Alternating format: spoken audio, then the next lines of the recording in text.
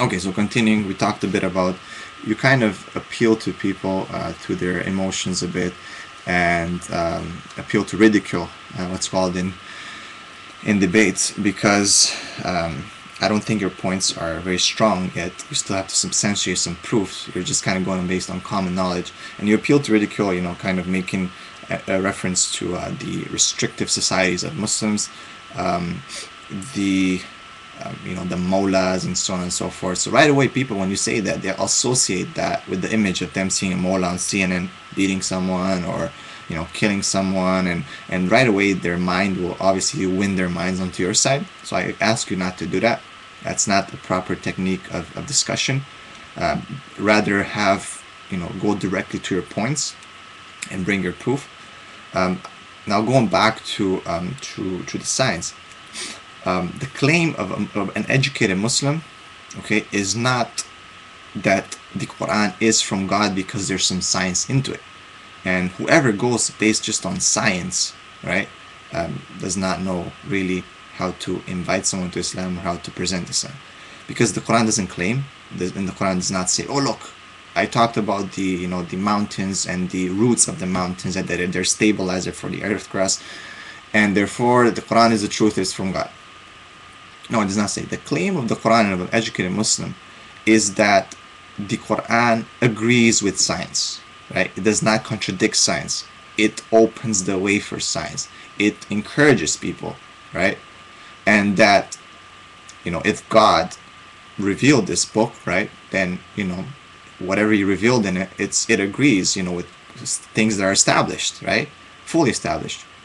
Not just theories, because theories, as we know in science, they're not fully established, right? You have to be able to replicate a certain experiment many, many times in order to make it a law, and so on and so forth. Let's not get into it.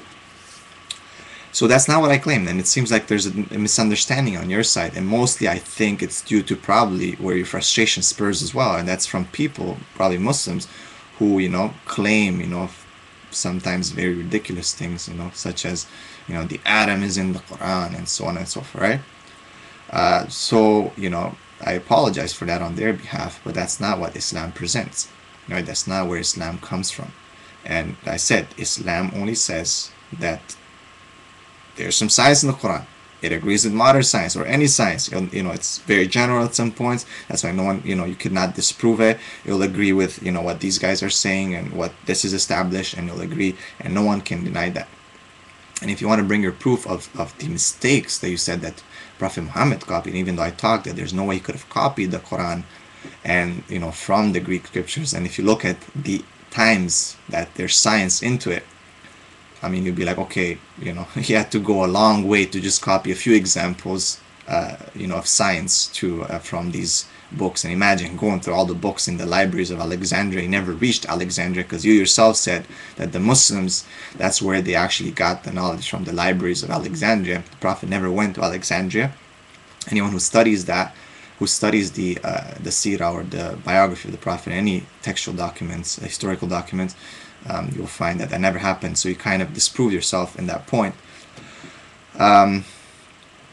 So also, of course, the Christians attacking and saying that the Prophet copied the Bible from the Bible, the Quran. So I mean, and then where else will come up and they'll say that they copied from the Buddhist scriptures, and I don't know what else there is out there.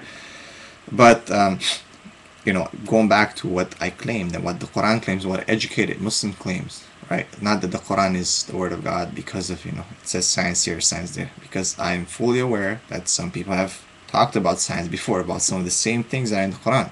Okay, way before Prophet Muhammad.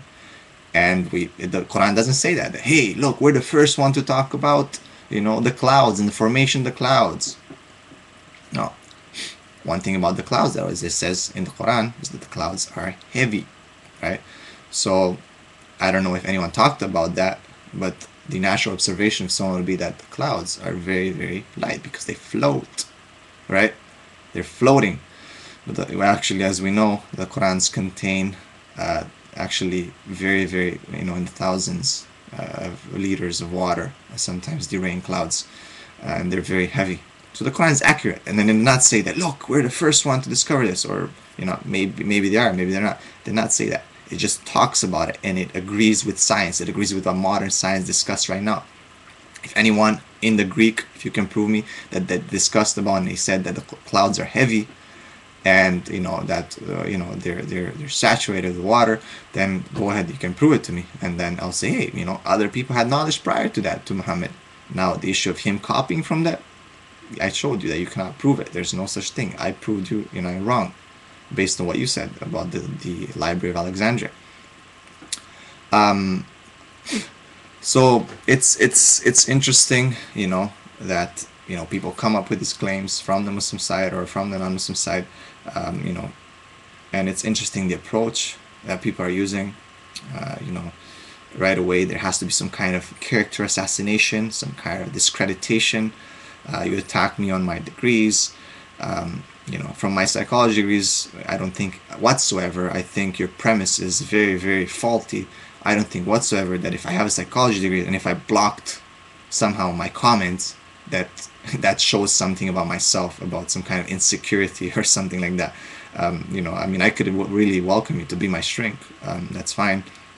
But that's whatsoever illogical that you made the connection between the two. There can be so many other, factors, so it's not just A and B, but it can be C, D, E, F, G, and I gave you my reasoning at the beginning. So again, the issue of attacking hypocrisy, again, trying to, and then, just discredit me, and also, attacking my knowledge of science without any proof whatsoever. Again, just trying to discredit me, trying to make me amongst those youth who have no knowledge, supposedly, and, being brainwashed or whatever, lack of imagination. Sorry, you didn't use brainwash. Lack of imagination and, corrupted young minds. And so you kind of put me among those. But you have not given us any proof yet. All you said is that Prophet Muhammad copied from the Quran, from the Quran from the Greeks. No proof for that. Kind of gave proof against yourself. I told you what Quran believes about science, and that is that it agrees with it, not that the Quran is proof that it's from God, because there's some science things in it. It did not say that. It did not claim that it was the only one, and did not claim exclusivity to that. And my arguments against the Greeks were not exhaustive. There's just a few examples. So again, that's the problem with usually people who know something about debating. They'll try to attack me on these issues, and they'll try to discredit me with the viewers. But I ask you again, the rhetoric, to keep it on the side. I ask you to go straight to the point, go straight to the proofs and straight to the issues, and to I really want you to bring me the proof that Prophet Muhammad copied, right? And I quote you again, he said he copied the Quran from these Greeks, and he also copied the mistakes. So please bring us the proof, and that remains on you. And I'm ready to discuss. I disabled all the comments. Everyone go crazy, fight, argue, swear at each other, whatever you want.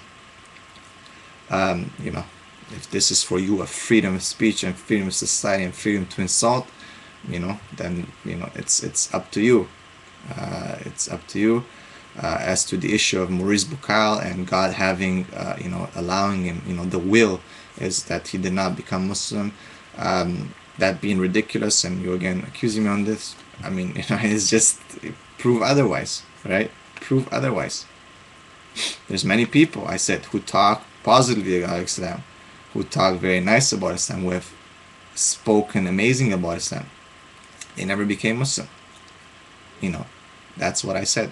I said, by God's will, again, going back to God's will about the birds being able to fly and God holding them up, it's His will. He created us. That's what we believe. Okay, we're not debating here, beliefs or faith right now. Let's go back to the issues of proofs. The burden of proof remains on you. Go ahead and prove what you're saying, and disprove what I'm saying. That we don't claim, and I don't claim, and Islam, proper Islam, does not claim that because there's science in the Quran, look, it's from God. You just claim that it agrees with it. It agrees with it, and therefore someone has taken in consideration. How come, right? How come these things are accurate at that time of Prophet Muhammad, given his circumstances, given where he was, given him having access to no knowledge such as you claim? How come these things are true? How come these things were observable, the development of the embryo? How come when he did not have those things to observe it with.